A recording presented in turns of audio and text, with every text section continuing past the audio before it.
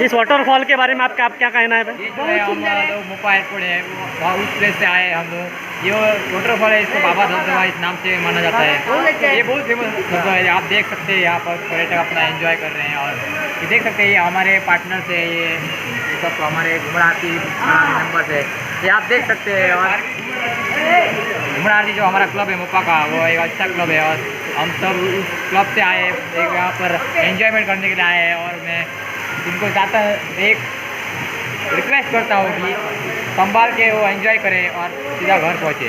ठीक है, आपका क्या कहना है? मेरा कहना है कि बहुत खूबसूरत है और मुझे कुछ नहीं कहना है। आगे जाओ भाई। गाड़ी हरंग गई,